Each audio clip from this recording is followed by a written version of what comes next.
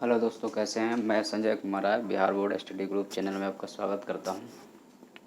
और आज हम लोग जो है सो क्लास 10 की जो है सो राजनीति शास्त्र का चैप्टर नंबर 3 है, जो आपका है कि लोकतंत्र में प्रतिस्पर्धा एवं संघर्ष की बात होती है।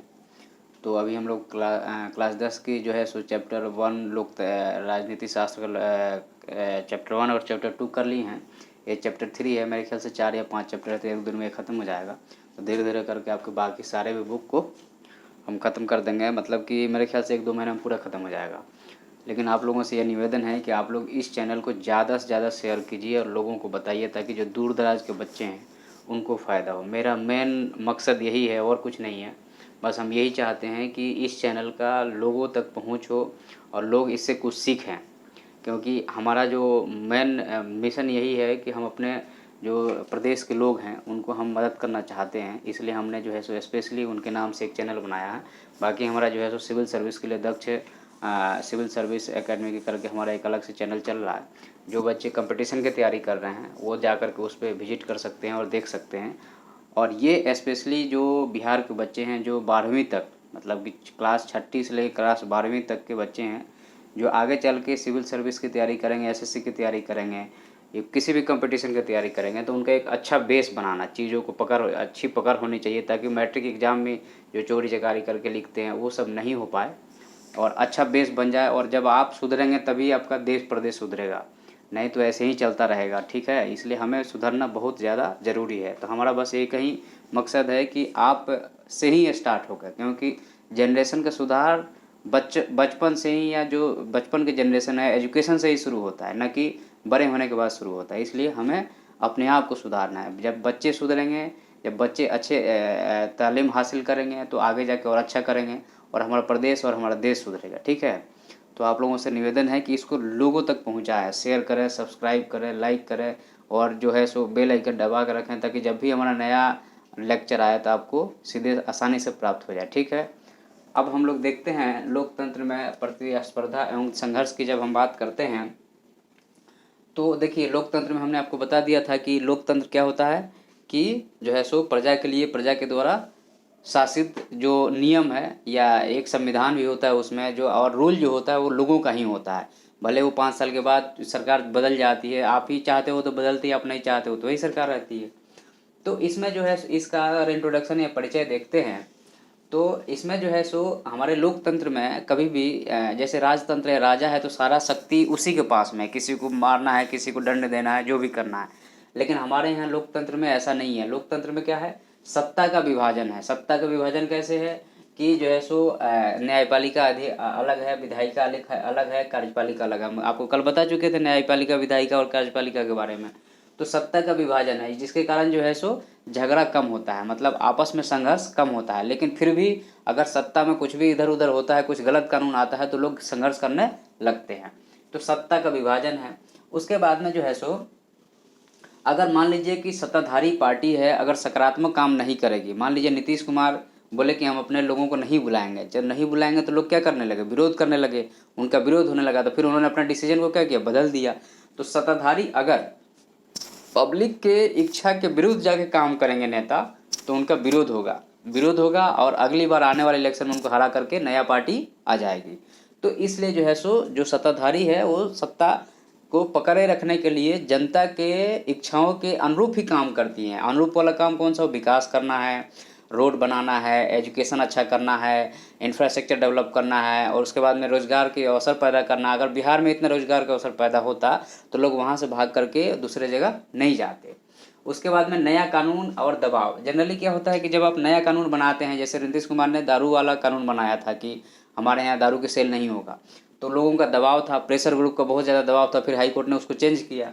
उसके बाद में जो है सो जो सत्ताधारी हैं, जो सत्ता में बैठे हैं, चाहे प्रधानमंत्री हों चाहे मुख्यमंत्री हों, तो वो क्या है कि वो मेन उनका काम क्या है, देश का विकास करना है, लोगों का विकास। देश का विकास मतलब लोगों का विकास, आपकी सुख सुविधाएं की ध्यान रखना, आपके हर चीज़ के आपको पूर्ति करना ही देश का विकास होता है। देश का विकास और कुछ नहीं होता है।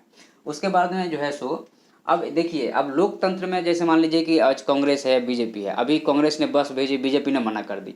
तो लोकतंत्र में जो है सो संघर्ष होता है। संघर्ष किस टाइप का संघर्ष होता है कि जो सत्ताधारी हैं तो वो चाहते हैं कि हम अच्छा काम करें। मान लीजिए सत्ताधारी अच्छा काम नहीं कर रहे हैं तो दूसरी पार्टी की जो है उसमें इंटरफेरेंस करेगी, उसमें आएगी और अच्छा काम करने की कोशिश करेगी। लोगों को पसंद आया तो अगले एक्शन में उसको हटा दिया जाएगा। तो 2 पार्टियों के बीच में, 3 पार्टियों के बीच में, 4 पार्टियों के बीच में क्या होती है, लड़ाई होती है। और ये सिर्फ और सिर्फ लोकतंत्र में ही होता है। आप जाइए रसिया में एक पार्टी है, जाइए आप चाइना में एक पार्टी है, जाइए आप नॉर्थ कोरिया में तो वहाँ राजा है, तानाशाह है। तो ये लोकतंत्र में मल्टी पार्टी जहाँ पे है, 2 3 4 5 10 50 पार्टियां हैं, वहीं पे ये हो सकता है।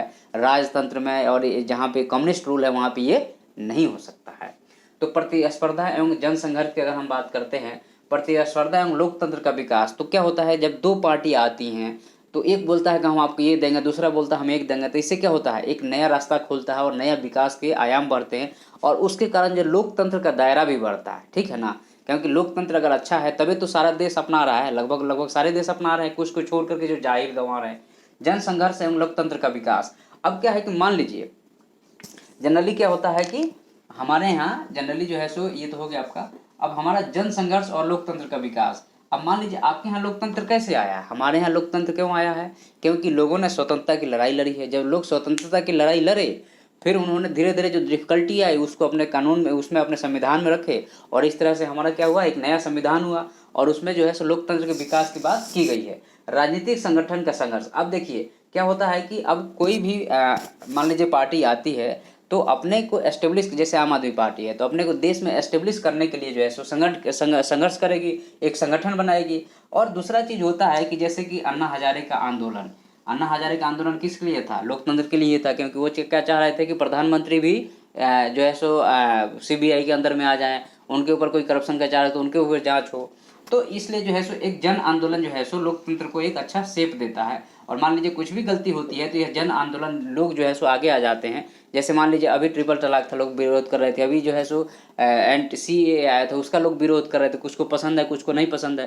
तो यह क्या एक जन संघर्ष है। उसके बाद में और राजनीतिक दल, अब जैसे मान लीजिए कि कुछ दल ऐसे हैं जो राजनीतिक नहीं है, जैसे मान लीजिए कि फिक्की हो गया, ठीक है ना, फिक्की हो गया, या फिर जो है सो आपका जो है सो किसान मोर्चा हो गया, ये राजनीतिक दल नहीं है। लेकिन इनका काम क्या है, जैसे ये कॉमर्स वाला है तो कॉमर्स वाला, कॉमर्स जो व्यापारिक संगठन है तो व्यापार के बारे में बात करेगा, किसान संगठन है तो किसान के बारे में बात करेगा, आदिवासी संगठन है तो आदिवासी के बारे में बात करेगा। तो ये राजनीतिक दल नहीं है, लेकिन इनका काम क्या है कि इस संघर्ष में, लोकतंत्र में प्रतिस्पर्धा और संघर्ष में भाग लेना और जिसके तरफ से वो बोल रहे हैं या जिस पार्टी से हैं उसके बारे में सोचना, यह इनका काम है। जो मतलब कि जो आपका कौन है और राजनीतिक दल है, उसमें समाज के ज्ञानी लोग। अब क्या है कि ये तो राजनीतिक दल हो गए, ये राजनीतिक दल हो गए। अब समाज में कुछ है जो पढ़े लिखे लोग हैं, वो क्या करते हैं, अपनी बातों को न्यूज़पेपर के थ्रू, किसी भी मीडियम से, मैसेज के थ्रू सरकार तक पहुंचाते हैं कि आप यहाँ गलत कर रहे हो, आपको ऐसा करना चाहिए, आपको ऐसा नहीं करना चाहिए। तो इससे क्या होता है कि इससे लोकतंत्र में जो है सो प्रतिस्पर्धा और जन संघर्ष का दायरा बढ़ता है और इससे क्या होता है, लोकतंत्र का विकास होता है। नहीं तो लोकतंत्र का विकास ही नहीं होगा अगर संघर्ष नहीं होगा। देखिए जहाँ पे शांति आती है उसके, देखिए कहते हैं ना कि ये जो है सो अमन की शांति, इसका मतलब कि बहुत बड़ा तूफान आने वाला है। तो इसका मतलब कि लोकतंत्र में अभी आपका सब कुछ शांति चल रहा है, इसके पहले बहुत बड़ा तूफान आ चुका है, इतना बड़ा जन संघर्ष हुआ, आंदोलन हुआ, तब ना आके अपने लोकतंत्र आया है। और बीच बीच में भी अगर मान लीजिए बहुत ज़्यादा शांति आती है तो एक बहुत बड़ा अशांति भी आती है, ठीक है। तो इसलिए जो सो अशांति जो है सो शांति के प्रतीक है, या शांति जो है सो अशांति के प्रतीक है, एक साइक्लिक ऑर्डर में चलता है। लोकतंत्र और जन संघर्ष की भूमिका की अगर हम बात करते हैं तो देखिए लोकतंत्र, अब देखिए जब भी लोकतंत्र आता है, कहीं पे भी लोकतंत्र आएगा, राजतंत्र, मान लीजिए नेपाल में राजतंत्र था, वहाँ के लोगों ने विरोध किया, लड़ाई किया, वहाँ पे लोकतंत्र आ गया। कहीं पे भी जहाँ पे राजतंत्र है धीरे धीरे वहाँ पे क्या आता है, लोकतंत्र आता है। और लोकतंत्र मतलब क्या कि आपका शासन, हमारा शासन, हमारी इज्जत की बात होगी, क्योंकि हमारे पास एक वोटिंग राइट है, हम वोट नहीं देंगे तो कहाँ से जीतेगा। तो इसलिए जो है सो आपकी डिग्निटी की बात होती है। तो अब यहाँ पे है कि लोकतंत्र और जन संघर्ष की भूमिका की बात करते हैं तो सबसे पहले लोग जो लड़ाई करते हैं वो स्वतंत्रता के लिए लड़ाई करते हैं कि भाई जब तक हम स्वतंत्र नहीं रहेंगे लोकतंत्र का वैल्यू क्या, कोई मतलब ही नहीं है। चाइना में लोकतंत्र का कोई वैल्यू ही नहीं है, ऐसे भी वहाँ नहीं है, आप बोल नहीं सकते हो, आप कोई चीज़ बात करोगे सरकार के खिलाफ बोलोगे तुरंत उठा के जेल में भर देंगे। आप यहाँ पे मोदी जी को बोलो, कोई बोलेगा आपको, नहीं बोलेगा, क्योंकि लोकतंत्र है, आपको बोलने की आज़ादी है।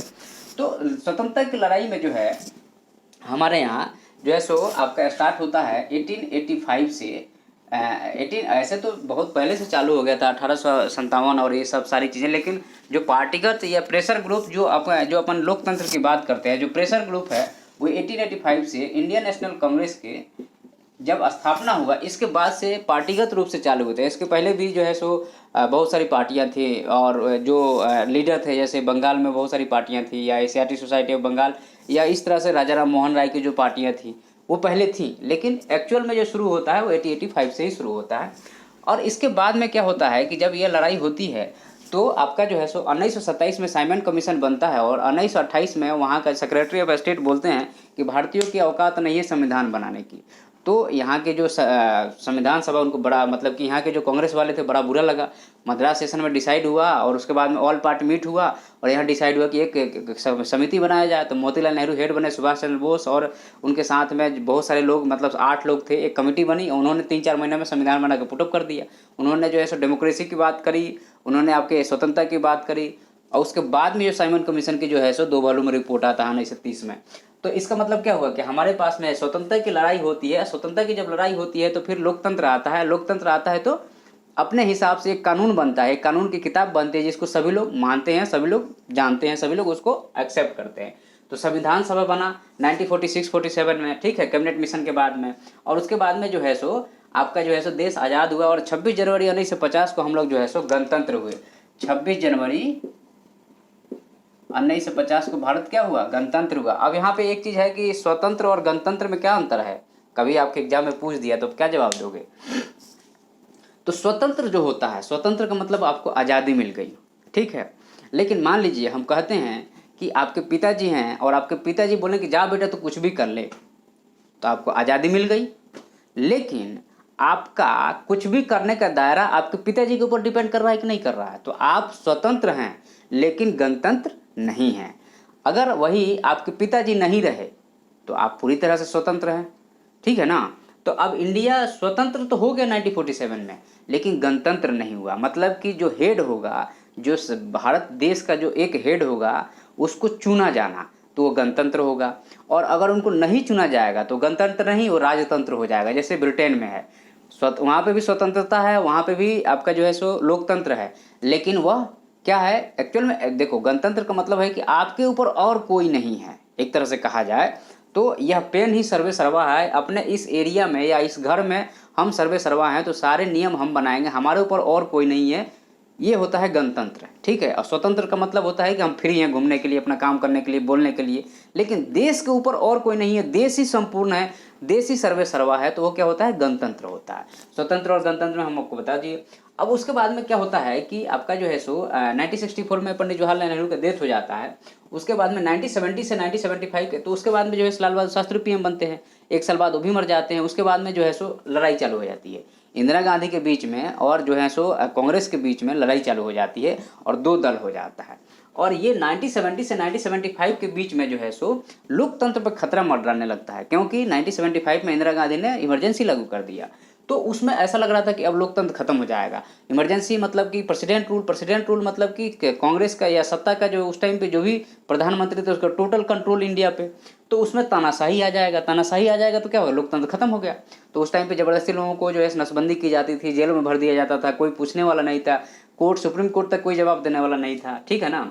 तो ये था हमारा उस टाइम पे कि स्वतंत्रता की लड़ाई हुआ, फिर संविधान आया, फिर जो है सो जब नेहरू खत्म हुए उसके बाद में देश में जो है सो स्थिति थोड़ी सी चरमराने लगी, और इंदिरा गांधी के टाइम पे जो है सो स्थिति बहुत ज़्यादा खराब हो गई। मतलब कि एक तरह से लोकतंत्र लग रहा था कि खत्म ही हो जाएगा, तानाशाही आ जाएगा। लेकिन हमारा लोकतंत्र इतना, हमारा संविधान इतना मजबूत है, या हमारे देश के लोग इतना सहनशील हैं कि उसको सहे, और फिर जो है हमारे यहाँ लोकतंत्र एस्टेब्लिश हुआ, मतलब आया। अब यहाँ पे है कि बिहार का छात्र आंदोलन तो यहीं से शुरू होता है। यहाँ पे क्या होता है कि सबसे पहले जो है सो 1971 में इंडिया और पाकिस्तान का वार होता है, और बांग्लादेश पाकिस्तान से अलग होता है। उसके बाद में क्या होता है, उसके बाद में यह होता है कि उसके बाद में क्या होता है कि आपका जो है सो बांग्लादेश अलग हो जाता है, लेकिन देश की स्थिति खराब हो जाती है, भुखमरी हो जाती है, अराजकता हो जाता है, कॉस्ट 14%, मतलब कि महंगाई 30% तक बढ़ जाती है। तो उसके टाइम में क्या होता है कि सबसे पहले गुजरात में आंदोलन होता है, गुजरात में इलेक्शन होता है, कांग्रेस हार जाती है। उसके बाद में फिर बिहार में भी वही एक कंडीशन था। तो बिहार में भी फिर छात्र आंदोलन चालू होता है। उसके बाद में जयप्रकाश नारायण को उसमें बुला लिया जाता है। 1971 में इंदिरा गांधी बोली थी कि हम गरीबी हटा देंगे, नारा दी थी, और बाकी पार्टी बोला था कि इंदिरा हटाओ, इंदिरा गांधी बोली थी गरीबी हटाओ, तो पॉपुलर नारा था, तो लोगों ने वोट दिए, इनको जिता दिया। लेकिन इनकी स्थिति जो थी धीरे धीरे इकोनॉमिक खराब होने लगी। तो क्या हुआ, जयप्रकाश नारायण जी का एंट्री हो जाता है 1974 में इस छात्र आंदोलन के साथ में। और उसी टाइम पे सेम टाइम में क्या होता है कि जो है सो 1974 में जो है सो 1974-75 में इंदिरा गांधी का जो इलेक्शन था उसमें उन्होंने जो है सो IAS IPS ऑफिसरों को इन्वॉल्व किया था, जो कि गलत था। तो इलाहाबाद हाई कोर्ट उनके इलेक्शन को ही खत्म कर देता है, मतलब बोलता है कि आप इलेक्शन जो जीती थी वो गलत था, गलत वजह से जीती थी, इसलिए आपका खत्म हो जाता। तो उस टाइम वो PM थी। तो अब वो फिर सुप्रीम कोर्ट गई तो बोली कि ठीक है हम आपको अपहोल्ड करते हैं, लेकिन आपको संसद में आप बैठ नहीं सकती हैं। तो अब यहाँ पे ये स्थिति हो गई थी कि जो प्रधानमंत्री है वही इलीगल है। तो जयप्रकाश नारायण जो थे उन्होंने बोला कि उन्होंने आंदोलन चालू किया कि भाई ये तो गलत है। उन्होंने बोला पुलिस को कि तू अपने काम छोड़ दो। उसके बाद में जो है रेल स्ट्राइक हो गया 7 दिन तक, और जगह जगह स्ट्राइक होने लगा, स्थिति खराब होने लगी। सैनिकों को बोल दिया जयप्रकाश नारायण तो अपने मन से देखो, काम करो, बिना मतलब के, मतलब इंदिरा गांधी की बात मत सुनो। तो एक अराजकता की स्थिति आ गई, मतलब लोकतंत्र खतरे में आ गया। तो उन्होंने इमरजेंसी लागू कर दिया। उन्होंने बिना कैबिनेट से पूछे इंदिरा गांधी ने इमरजेंसी लगा दिया। तो अब यही है कि जब उनका मतलब कि इंदिरा गांधी जो है सो 1975 में इलाहाबाद हाई कोर्ट उनके इलेक्शन को इनवैलिड करा देता है। तो 1975 में आपातकाल लग जाता है, और फिर जो है सो 1977 में इंदिरा गांधी हार जाती है और जनता दल का सरकार बन जाता है। ठीक है, ये हमारा पूरा हो गया बिहार का आंदोलन, जयप्रकाश नारायण और जो है सो इंदिरा गांधी का इमरजेंसी लगाना, और फिर इंदिरा गांधी की सत्ता से बेदखल करना और जनता पार्टी का आना, ये हो गया। उसके बाद में जो है सो 1970 से 80 के बीच में जो उत्तराखंड है वहाँ पे जो है सो लोग जो है सो जंगलों के अपने काम के लिए जो है सो मांग रहे थे, तो सरकारी ऑफिसर नहीं दिए, लेकिन किसी कंपनी बैट बनाने वाली कंपनी को दे दिए। तो लोगों में बहुत ज़्यादा, मतलब वहाँ की औरतों में बहुत ज़्यादा आक्रोश हो गया। उसके बाद जो मर्द थे उनको दारू पिलाते थे वो कंपनी वाले, ताकि वो विरोध नहीं करें। तो औरतों ने जा करके पेड़ों को पकड़ लिया। तो इसको बोलते हैं कि पेड़ों को पकड़ लिया मतलब चिपको आंदोलन। तो ये 1970 से 80 के बीच में चला। यह एक पर्यावरण आंदोलन था, पर्यावरण के बारे में, और हमारा जो संस्कृति है, हमारा जो धरोहर है, हमारा जो पेड़ पौधा, हमारा जो कल्चर है, इसको खत्म ना हो। तो ये 1970। उसके बाद में जो है सो दलित जो थे, महाराष्ट्र के जो दलित थे 1970 में, वो क्या हुए कि पढ़ लिख गए, ग्रेजुएट हो गए। तो उन्होंने लगा कि हमारे अधिकार का हनन हो रहा है। तो वो एक जो है सो एक तरह से कहा जाए तो एक संगठन का निर्माण किया, जिसको दलित पैंथर बोलते हैं। और ये लोग क्या करते थे, अटैक करते थे, मतलब लोगों पे अटैक करते थे, जो कि एक अच्छी बात नहीं थी। आपके ठीक है, आपके जो है सो राइट का हनन हुआ है, तो आप जो है सो संविधान के रास्ते के हिसाब से आप डिमांड करो, आपको रिजर्वेशन भी मिला है। लेकिन ये लोग अटैक करते थे, जो कि अच्छी बात नहीं थी। ठीक है, एक्चुअल में क्या है कि देखिए, लड़ाई झगड़ा से किसी भी चीज़ का सोल्यूशन हो ही नहीं सकता है, सिंपल सी बात है। भारतीय किसान यूनियन, अब यूपी और हरियाणा और पंजाब के किसान उस टाइम पे इलेक्ट्रिसिटी बिल यूपी में बढ़ गया। इलेक्ट्रिसिटी बिल जब बढ़ गया तो किसान मोर्चा निकाल दिए। तो उस टाइम पे जो है सो इलेक्ट्रिसिटी बिल के लिए किसान यूनियन का गठन हुआ, या वो लोग सरकार से डिमांड करने लगे। उसके बाद में जो है सो आंध्र प्रदेश में तारी विरोध आंदोलन, मतलब ये शराब